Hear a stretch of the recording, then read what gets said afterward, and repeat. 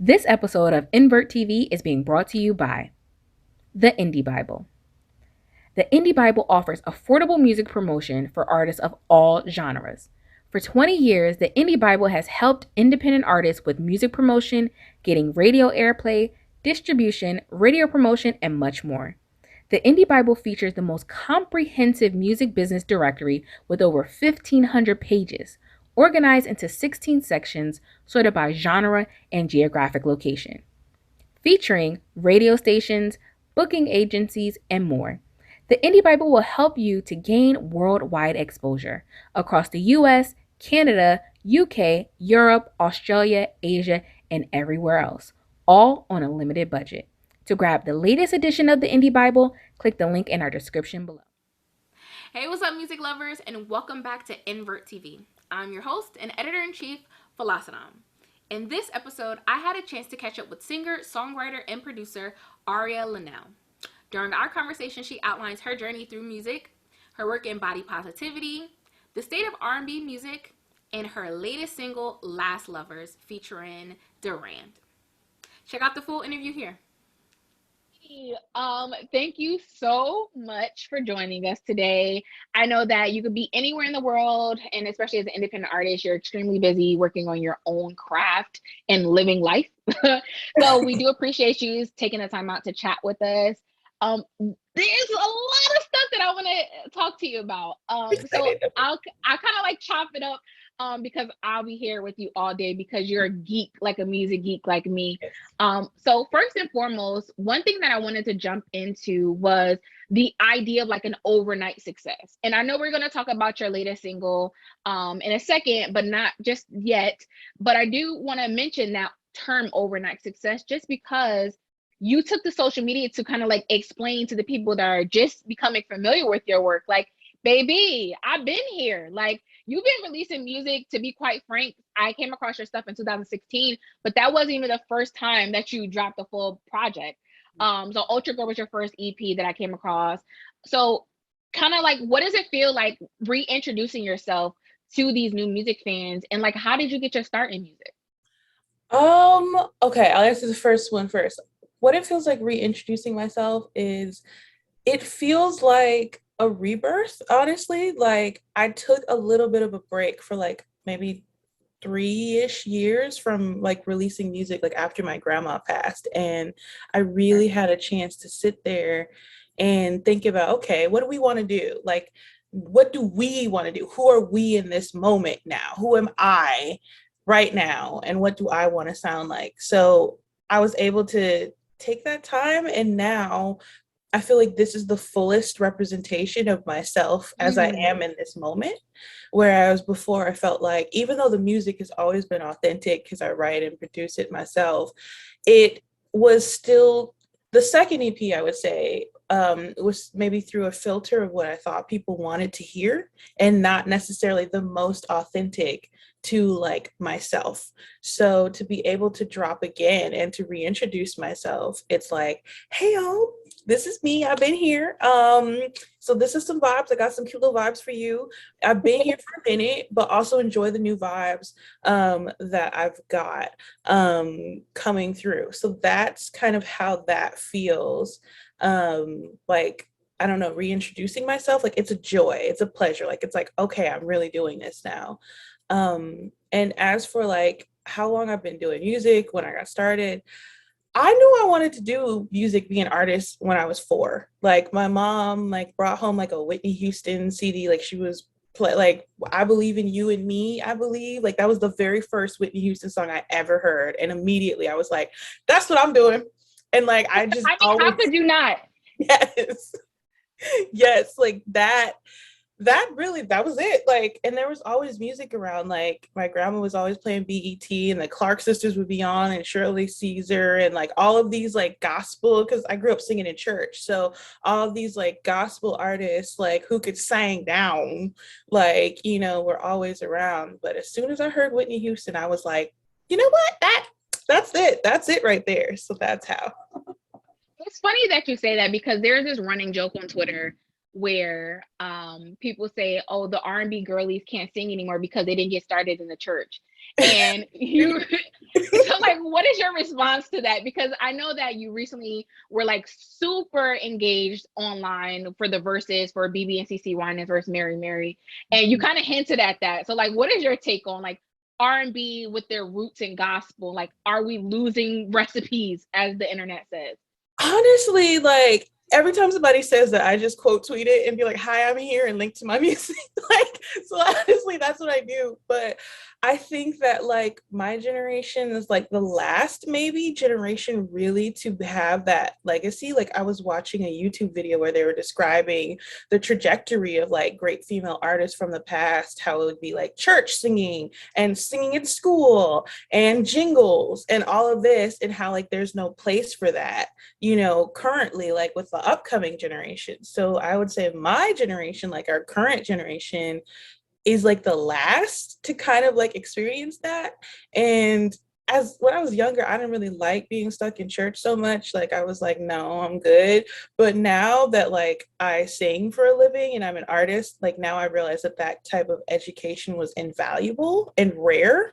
So it kind of feels like an honor to be like one of a dying breed in a sense.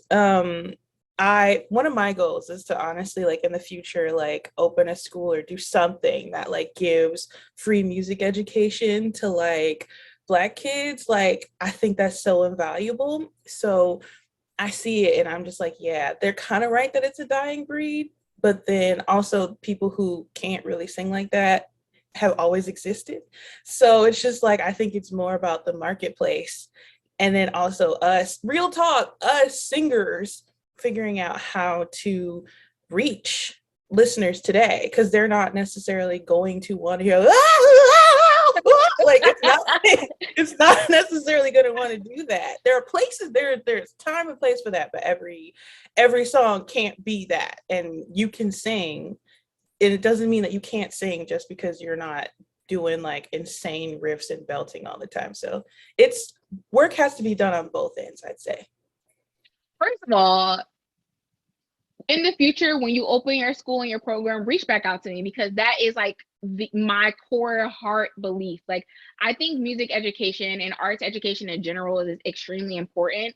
I think specifically in the Black community, we more than likely, I won't say all because we're not a monolith, but more than likely you have some type of experience or interaction with music, whether it is on the religious side or just in passing, like through your parents' collection. Like, music is such a vital part in how we like express ourselves. So I have such a great respect for musicians and artists overall. So I absolutely love the idea of like starting a program or a school for music education specifically. And to kind of go back to what you were saying about musicians and singers, I think that's extremely interesting of a conversation to have. Like, I'm a traditionalist. Like, I like my singers to sing, right? I want my singers to be able to, I'm talking about like the Patti LaBelle ABC on Sesame Street sing. Like, I want you to be able to sing. Like, the girls have to sing, the boys have to sing, the non-binary folk need to sing. Like, so I think now with R&B, it's such an important time in R&B music right now. I think we have grown and evolved in so many ways, as me as just like a listener and a fan, and I'm sure you could probably attest to this as a musician. But right now is an optimal time to be in R&B music, sonically, right? We may not see benefits like the business side, like monetarily, but sonically is a really boom of different sounds and experiences. Like, how would you describe the state of R&B right now? I would say that too. Like, honestly, like, I think that, how do I say this? I think that the panoramic, the Pond de Repay, like, that has like created an opportunity where people wanted music of substance. And so then people started pulling back into their like wheelhouse of like, what do I like? And so I've noticed that since this, this has been happening, that people have been gravitating more towards making music that sounds like what they grew up with. Like, there's been like a resurgence in R&B and like 70s sounds and 80s sounds. So like you can literally hear like the parents' influence of what, everybody grew up with listening to on the music today. And I think that that speaks volumes to like the healing power, not to go into like a woo woo, but the healing power of music. and people are just craving substance. Because like, real talk, like, when quarantine happened, you really had to prove your marbles. Like, you had to prove your salt. Like, you're stuck in the house, like somebody who doesn't know you was stuck on the house, and you don't know what to do. You can't tour, so there's no way you can make money. Can you sing or not in front of your phone without auto tune, like without all this fancy trickery? Can you sing through your phone? And a lot of people couldn't sing to their phone, and so a lot of new people who could sing to their phone are now kind of up, as a result, because people want the real thing, I think. And so I think it's a wonderful time to be doing R&B, truly, and I'm excited to like kind of be working my way through that wave now, honestly. So where would you be pulling influences from? You say that you hear that the 70s and 80s are back, especially with, I see a lot of like the neo soul rising, like the early 2000s sound coming back too, which is interesting to see because it wasn't that long ago in comparison to like the music from the 70s and 80s with like live instrumentation and full bands and things like that. So where do you pull from, like, for inspiration as far as sounds go? Okay, so I am a music nerd. So like, if I hear something and I just like it, then I'm just like, oh, let me put this in my bank. But my core, I would say, that I pull from is Prince. He's like the alpha and omega for me. I would say Mariah Carey. I would say, and like sonically, like generation wise, I've been pulling a lot. I'm not even gonna get into it yet, because that's something that'll be coming up. But like, I've been pulling a lot lately from like 70s and 80s music. Like, I've been listening to a lot of like, there's this specific, I want to say, like, micro genre of Black music in like the early 80s, where it's like funk, like post disco mixed with funk, Yes. kind of, that nobody talks about, like that Tina Marie-ish, that Shaka Khan, I Feel For You type, that Rick Jamesy type, that whole like specific, that oh my God, Do You Want to Funk? What is his name? Oh my God, I'm forgetting. Sylvester, that like that Yes. micro genre. That is something that I've really been into. And, I may or may not have a project on the way that may or may not pull some elements from this. But that's, I feel like, where currently I'm pulling from, and then just modernizing it, a little bit, and putting my own spin on it, essentially. Like, I want people to dance and have fun. I was gonna say that because me as a Jersey girl growing up, we have such a like a niche community of like house music, club music, dance music. And I was having conversations with other people about this, but oftentimes we not we as in Black people, but we as a larger majority forget that dance music came from Black people. Sure Like did. disco, funk, pop, Jersey club. We could go on and on about like the genres that came from dance music, specifically from Black people. But you feature dance music a lot without your discography. Like, I've seen the electronic influences, I've seen the incorporation of it, especially with the higher BPMs and things like that. So is dance music one of the other genres that you're like influenced by?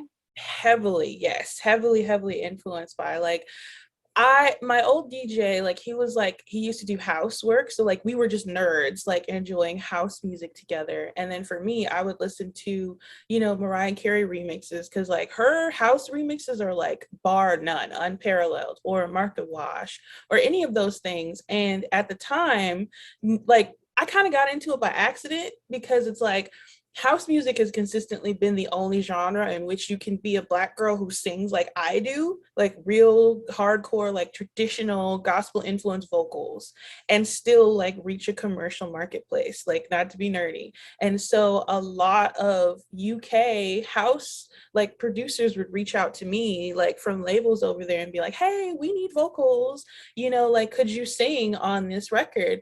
And I would sing on the record, and it would be very refreshing, because then, their team would give it a push, a label push, and like I wouldn't have to, like, I don't know, squish my vocals down to match the whisper singing of the time. So it was like very freeing to be able to like just sing as I want to. But now, because I've been doing it like just so long from that immediate need, now it's just like I don't know, just a part of my artistry, which I don't know, kind of leads to like my next drop that'll be coming up. It came as a result of us talking about how we Black people, you know, like created house music and all of that, and kind of wanting to stake our claim again, you know, in like that kind of area, as opposed to it being seen as this thing for like white dudes on Molly, you know, like that kind of energy. So yes, house music is like major in my wheelhouse. It's so funny that you say that, because Marsha Walsh, who you also reference, for those younger people that may not be familiar with her, you know her voice. You may not be able to recognize her unless you're like a RuPaul Drag Race, like super nerd. She's been a guest host on the panel before, or you really are into like music history. But Marsha Walsh, exploring her history and how her voice was used for some of the biggest dance music songs that we come to know today, but to have that erasure of her physical self, like not knowing what she physically looks like. And of course she's credited, and it historically will be accurate to say that it was Fatphobia, right? She didn't fit the mold of what people wanted to look at, but her voice sounded what people wanted to hear. So you've been really I'm trying to find the right verbiage. You've been outspoken, but in all of the best ways, about how body inclusion and body positivity is going to be your core nexus as an artist. If there's something that you're going to always verbalize, is about making sure that you as an artist and you as a person is accepted for what you present as. So we've seen the kind of body positivity movement kind of like loses steam in the mainstream coverage. But overall, when you're speaking out about body positivity and inclusion, especially as a woman in music and a Black woman in music, and then being influenced by dance music, who has not so great of a history with Black women, especially Black plus size women, how do you prepare yourself mentally for that? Because I know it could be daunting. Honestly, I kind of had another reason I gravitated to Martha Wash was because I experienced that kind of like one of my first, very first collabs was with this producer, and I'm not credited. Like it has millions of streams, but I'm not credited. My face is not on it, but they used it and wound up getting like a deal through like Sony UK and all of that through my vocals, and it would have changed the trajectory of my entire career if like I had been like included in all of that, even though they used my voice and everything. So since then, like when I researched Martha Wash, like I would watch like, you know, Unsung and things of that nature. And I thought about it and I'm like, okay, this is the 21st century. You know, like the same methods, you know, can be used and people can still try to erase things, but now I have the power to show myself and to make myself known. And so for me, it's not necessarily about like, oh, I'm plus size, see me roar, because I may lose weight, I may gain weight. I just want to be accepted regardless of whatever size, because it's really nobody's business what size I am, and it's none of my business what size someone else is. Do you like you? Good. Like I feel like that's really the only like metric that I think we should be judged on. And for me, it took, like when I took that break, it took me really reconsolidating my team, you know, and getting like working with new photographers and working with different people who liked me, because they're like physically, because you can always tell if somebody has an issue with plus sizeness or whatever with how they shoot you on the camera and stuff like that.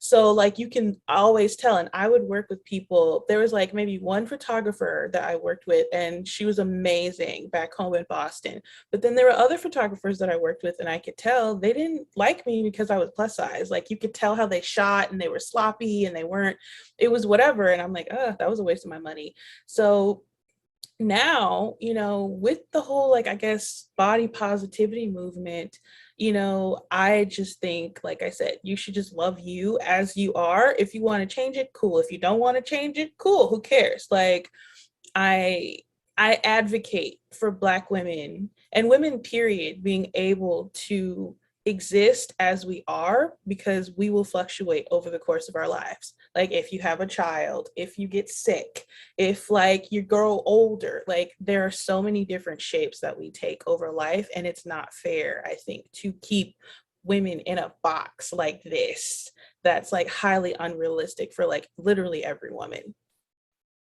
Absolutely. And I think that also women presenting folk go through that as well. But one thing you said about boxes, it's really hard to put you in a box. As I was like preparing my notes for this interview, I was like, she kind of does it all. Like, you do the songwriting, you do the production, you do the like fielding out who you want to be featured. You're very strategic about like sounds and what sounds good with your voice and what's complimentary. And then you do the marketing too. So it's just like, when it comes to your creative process, I know this is probably like an unfair question, but like, do you prefer like the actual singing, the songwriting, or like the production side more? It really depends on my mood, right? Like, it just, like, I got started being a singer. I did production. I started in production as a means to an end. Like, that's not glamorous, but it was a means to an end, because like I didn't know any producers who like were doing the sound that I wanted to do. And then the ones who did, like, were looking for payment that wasn't cash. You forget what I'm saying? And I'm not interested in doing that. So I was just like, maybe I should just get started and like learn how. And then it became like a passion, especially with Prince being kind of like my guiding light. So it depends on my mood, honestly. Like, over the past year, I was in like a moment of singing. Like, that's really what I loved and mostly wanted to do, was just sing. And now I'm getting back into my songwriting and production bag. So I don't know, I just kind of move through different moods and seasons of my life, and it just pops out as it wants to. I think that's so fun. And when I study independent artists, is always kind of like empowering, but it is like, it hurts to hear that they learn on the fly because they don't have the resources readily available around them. But then they also learn because they're then put in environments that is not beneficial to them. Like, I know that another artist, Mulatto, formerly Mulatto, now Lotto, spoke about like trying to get samples cleared and verses cleared on her album, but they didn't want to do it because they wanted sexual favors. As an independent artist, like, how do you navigate those spaces, especially because even with her platform, her being as well known as she is, people dragged her online, like, why don't you say their name, and you need to bring this to the forefront, and I don't believe you, and who would say that, and this doesn't really happen. But independent artists that are lesser known go through this day in and day out. So like, how do you navigate that? I It's something I'm still trying to figure out, like, how's the best to navigate, because it still irritates me whenever it happens. Like, it's still frustrating. Like, like, could you just not appreciate the art? Like, like, so it's still like very terrible. And like in Lotto's case, like, it also sucks because it's like, so if the fans are like saying like, why don't you say their name, this doesn't happen, it's like, you're not thinking of the fact that behind the scenes there's a whole industry that you don't see, that if she does name these people, then her career, just goes poof, essentially, or she has a difficult time. So she's in a rock and a hard place. Like, do I stand up for myself? Do I advocate for myself and lose my career? Or do I just keep it cute and keep my career and just like move in silence kind of with how I handle the situation? So for me, I still haven't really found that solution. Like, I recently, like, not even recently, like at the beginning of 2020, had like an incident where someone on my team got really mad at me, like, and didn't want to work with me anymore. And they were lying on my name, but the subtext that they weren't talking about was essentially like they were irritated that I wasn't giving them sexual favors. And so like they just like completely like were just dragging my name and saying all this kind of stuff, with that was really the underlying reason for the salt, essentially.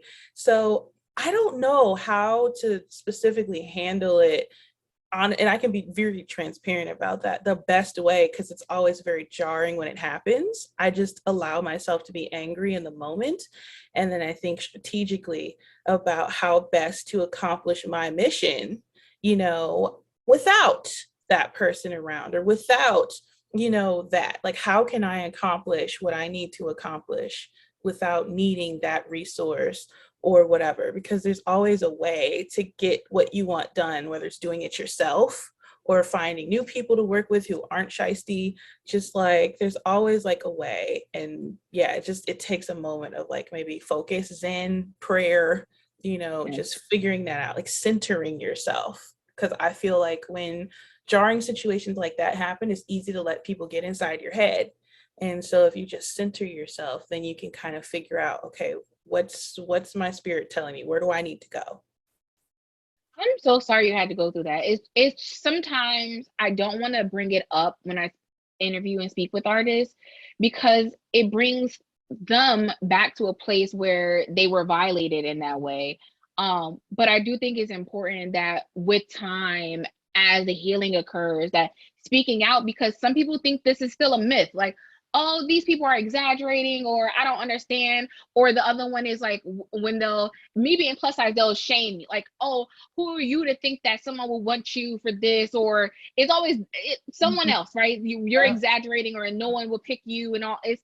It's nastiness online and in online spaces. But I did want to talk about how you navigate online, because you talked about how you navigate behind the scenes, working with different producers and writing with different people and even collaborating with others. But online, I find that most artists try to be like this too cool for school. Like they take it online presence way too seriously, which, I mean, everyone has their own opinion of how they want to operate their stuff.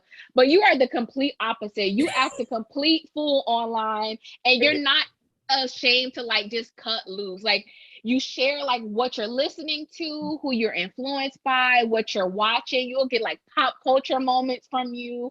So like, is social media still fun for artists? Because so many artists come out and say they hate being online, but I don't see that, and I don't get that from you.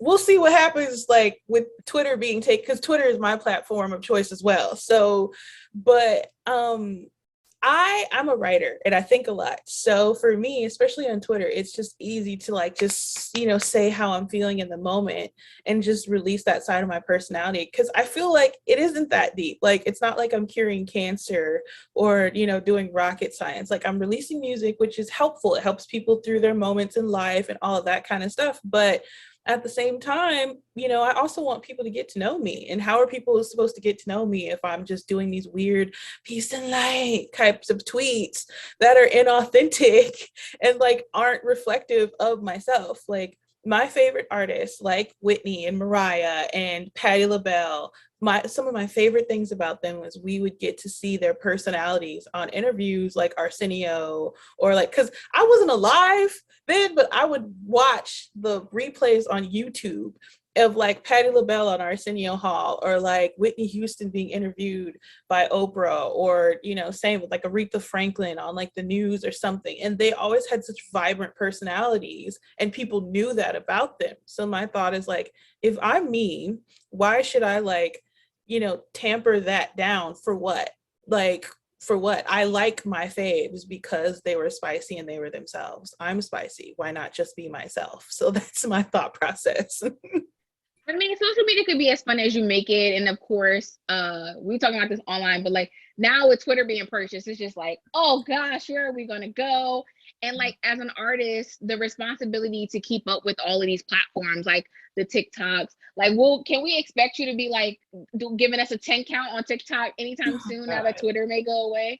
Honestly, like, no, I still haven't figured out TikTok. Like, it's still like, I was heavy on TikTok for a little bit, but the volume that you have to create to just be seen is insane, and it has to be like high quality. Like, even though people are like, it doesn't have to be high quality. Yeah, it is. You do. It does have to be quality. If I have to adapt, then I have to adapt. It just is what it is. But it's not my favorite, to be honest. Like, that's not natural to me. There's only so many ways you could be like, I want to count and dance and swoop. Like, there's only so many ways you can, like, I don't know, do something like that. I haven't figured it out yet, but if I have to, I have to, and that's just the way the cookie crumbles. Well, I mean, in the words of your fave Prince and one of my faves, let the baker bake. Like, let the artist just create the music. I don't understand why we need them to be like a choreographer and a videographer and a photographer. Like, just let them make the music. Like, That's just where I'm at with it right now, and I could be like in the minority. Yeah, no. But speaking of like spicy, let's talk about the music. Mm-hmm. So you released your debut EP in 2015, Ultra Girl, and then immediately after you followed up with My Name Is, and that was your last EP release. So thinking about that with some of the music that you released over 2020 and then even now with your latest single, which we'll get into in a second, but how had, like, listening back on it, how have you evolved as an artist? I would say that I'm a lot more confident. Like, I would say that there's more confidence in my work. Like, my work was always kind of brash and kind of like weird in that way, but with like an edge to it that you could like, oh, that could slightly be commercial. Like, that was kind of what I wanted for it. But now I have a lot more confidence in my work because like I've worked with, like, I've produced for other artists, or I've like been doing vocal production for others and stuff like that. So now I feel more confident, like, oh, I really does this, you know, in that way, like been through the fire essentially artistically. And so from those earlier moments, you know, I was listening to, like, at that era, that's a lot of vaporwave still, like that's still vaporwave era, that's still like early days of like the Atlanta trap era, like that whole vibe. And like some of that you could hear in my music. And now this stuff coming up, now it's more like, if My Name Is was like a detour from like my most authentic, like artistic self and like more experimental in that sense, my next work and the work that I've been doing is really a return to form, and kind of like a deepening of my artistic sensibility. Kind of like I've been working on an EP, and like the people who've heard it always say like, I know you better now as an artist because of like what I hear on this. So much makes sense. So I'm looking forward to kind of sharing that with people and seeing if they have that same reaction. So, when can we expect the EP then? I mean, like, you hinting at it. When is it dropping, sis? When is it dropping? It's dropping this year. It's dropping this year. I want to say like, you know, between summer, fall time, God willing, it'll be dropping. So like this is the first time I'm kind of mentioning it, but yes, like summer, fall time, it'll be dropping, you know, like it, and genuinely summer, fall, not spring, summer, September joggers. Like it's like actual, like actual, like between that time frame, because it's done. It's pretty much done. Like I have some like tiny edits to make, and like it's done, and I'm very proud of it. So I can't wait. I'm so excited to like share it, to be honest. So I know you're going to like officially roll it out with the title and the cover, but is it going to be in like the 5, 6, 7 track realm, or is it going to be shorter or longer?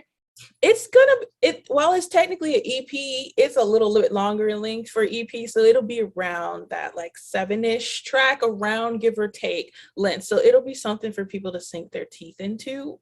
But I believe in track listing, so like it won't be boring.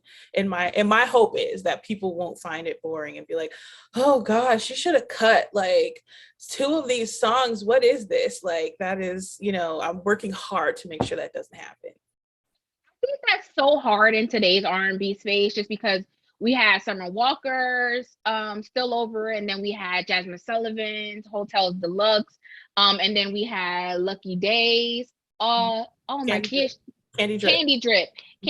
And one of the biggest criticisms of those 3 projects and their full albums versus yours is going to be EP was that it's too long. Do you think like the casual R&B fan is just like losing their attention span with music? Like, do you feel pressured to cut your stuff shorter? We used to get like 7-minute tracks, like R&B tracks, with like bridges and instrumentals and breaks, and now most R&B tracks will be roughly between like 2:30 and 3:25. Yep. Like, with that being said, put a pin in that. I'm actually going to be doing that myself. Like there's a song that is I'm purposely making it longer just to prove a point. So like there's just one song that's like one of my favorites on the track. But I think I don't know, like, because it's like there's TikTok, you know, which is like really short, under a minute. Now it's 3 minutes long, but most videos are like a minute under, you know, on TikTok. So we're training people essentially to want shorter material via like the actual platforms that they're discovering things on. So I'm not sure, because sometimes there are projects that are flawlessly executed and they're shorter. So they're still albums, but they're like concise. So like there may be 11 songs, 9 songs, and people are like, okay, cool. And so in my opinion, while I love those bodies of work, I think they're phenomenal. I'm so excited that Jasmine got that Grammy finally, thank God. Like I cheered like it was me when I saw it. I was in the mud with her. Yes. Like, so for artists, like I totally love like what they did and all of that, like whether it's Jasmine or Lucky or Summer, you know, but for me, I feel like sometimes the optimal length can be like maybe a little bit shorter sometimes, you know, because then that makes people want more and will tune into like the full thing. If you trained people to listen to an album of you, maybe sometimes, because you know for me, and that's just me, because for them they're not me, but for me I think, you know, if the public is constantly like talking about that, maybe just like okay, which is why they split it. Like Lucky Day, I think he split his album into like 3. His debut was actually 3 EPs and then he bundled it together. I think that's like a really slick way to do something. Yeah, and then Jasmine did the interludes, Yep. the breaks, and I've seen that a lot in hip hop albums. Like I'm thinking about like Lupe Fiasco's Two So Unused, the way to like to separate. It was such a long album, but to separate it. Other artists have done that, and then we have like the traditional music that we grew up listening to, where they'll have like instrumentation breaks. So they'll have like a minute and a half of just instrumentals or like a live band, and then they'll transition to another song, just to like to clean the palette to get you ready for what's to come next. So I mean, we hinted at it all interview. Let's talk about the latest single, Last Lovers, with Durand. First and foremost, how did this collaboration come to be? How it came to be was, so I've been sitting on Last Lovers for, I want to say that song is like 8 years old. Like it's actually, I wrote it like when I was way, way, way, way younger, ironically enough. Like, and so, you know, so I just always sat on it because I'm like, I don't know, like it needs something more. Maybe this, maybe the production's not right. Maybe my skill set at the time isn't good enough to like produce it yet. So I just sat on it. I knew it was a great song, but I just sat on it. And so, you know, I'm a fan of Durand's. Like I've seen him on like the Terrell show. I've seen him like on social media. Like, you know, like I remember during quarantine when he got COVID and he was recovering and he was singing through the COVID to make sure his lungs would stay. Like it's just stuff, like he's just such a dope person. And so I reached out to him, like he had like opened himself up, like he was just bored during quarantine. Like he's just like, I want to work with new artists, like independent artists. Like I don't care how many followers you do have, how many followers you don't have. I want to work. I just want to just see what's out there. So I hit him up, not expecting that he would respond, because, you know, and he did. And he was like, I like this. And he's just like, I could do something with this. And, you know, we talked about it and then he hopped on, and, you know, after we like did, because it was again quarantine. So we did like a Zoom and we talked about it and he hopped on and he got that thing done so fast. Like, and he was so sweet, you know, it was really beautiful, honestly. And, you know, it felt faded. So it was cool.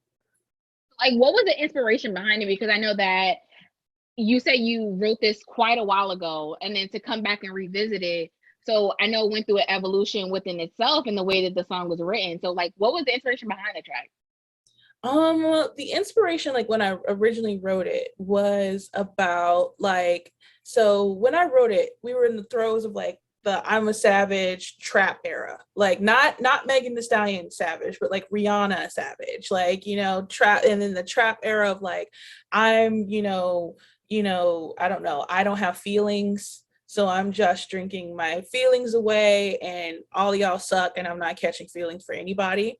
And so I was irritated because I'm like, yeah, I'm like really young at that point, but I've always been a lover girl. I've never been like a savage type of girl. I've always been a lover girl. So I was just like, where are the people like me who not out here trying to roster up and do all these shenanigans? Like, I just want to be in love with my boo and be in my feelings, and that's it. Like, that's it. So I wrote about that song. So initially Last Lovers was about feeling like I was the last lover in the world, like in that sense. But then when I was in quarantine and I was just going through like my, I don't know, vault catalog library of like unreleased stuff, just listening to stuff, it sounded kind of apocalyptic, like, oh, it's the end of the world, we the last lovers. And like in 2020, nobody knew what was happening, and it felt very much like we all gonna die. Yep, it's the end of the world. So I was just like, you know what, this song fits, so let's just pull this out and see what happens. So I had been working on it already, like reproducing it, like had reached out to some live musicians and had them get on it. And so when Durand was like, I want to work with somebody, I don't just send me some stuff, I was like, this could work. And then like send it over, and then the rest is history. So I know we got the the visualizer. Visualizer? Yeah, visualizer. Visualizer. I don't know, like tongue tied. So we got the visualizer. But can we expect an official video coming? Yes, like I'm working on that. And like a little live performance thingy, like working on it for that, because it's such a vocally driven track. So I'm working on things like that. So God willing, that'll be in the works. But yes, working on that for sure. Awesome. I can't wait to see it. I just know that you take pride in your visuals. And I know that I'm subscribed to your newsletter, by the way. So I get your emails when you send them out. And you really big of having input from your fans to say, okay, like, what should I do next? And this is what I'm thinking about. So you really are kind of like cultivating a community around you. So I know that the visual is going to be like stellar, especially like you and Durand together sonically sounds amazing. So I just can't imagine visually what it's going to look like. Thank you. So we already spoke about the EP that's going to be coming out. You gave us it's going to be around 7-ish, and it's going to be around the fall time. Now that the summer is upon us, or at least approaching, what's next? I know that a lot of independent artists were really itching to get back on the road to do live performances. I'm not sure if that's in your plans for the summer. But if it is, I would love to hear more about like, what are your plans for summer? Now, my plans for summer is not necessarily specifically live performances. Like I haven't like, gotten that just yet. I'm still a germaphobe, so I'm still it's a little dicey for me. But I will be dropping a new song soon. It's very summery. It's very club boppy. It's very exciting in a sense, like, but there's also a twist that I'm just gonna wait till it drops for folks to get, and I hope that they notice it. But that's what I've got coming out this summer for sure. It's just a new bop that's going to be on the EP. I cannot wait, and I know that here at ENVERT we're going to cover it, so feel free to send it over to us. But I'm excited for everything you have planned coming up. I'm really looking forward to the project, just because to hear your progress of the first EP and then the second EP and then the string of singles that came out, I just know whatever you're reaching for is going to be something that's going to be so refreshing that we haven't had yet. So like, I'm just nerded out. I'm like, you said funk, and I'm like, that's my favorite genre. Wait a minute. Mine too. I'm like, are we having a moment? Like, are we really having a moment? We maybe like Twin Powers activate. Like, that's what I've been. It might be. I've been looking forward to like someone to, I know we have like Silk Sonic, but I've been really looking forward on the women's side to like, I know Aria Lanelle, she attempted it and she did it well, but I want to hear a full project and like what that could sound like in modern funk twist. But that's pretty much it. How can people stay in contact with you? How can people support your music? Well, I am at Aria Lanelle on literally every platform. Just at Aria Lanelle on every single platform. Twitter, Instagram, TikTok, Facebook, whatever you want to find, that is where I'm at. I have a mailing list on my website, arialanelle.com, and you can just click the sign up thing. And whereas for where my music can be found, it is on every single streaming platform known to man, like everyone, Apple Music, Tidal, Spotify, whatever you want, it is there. Audiomack, you know, YouTube, I'm there. Well, thank you again so much for taking the time out to talk with us. We look forward to continuing to support you in your journey. Thank you so much. It was a joy talking to you.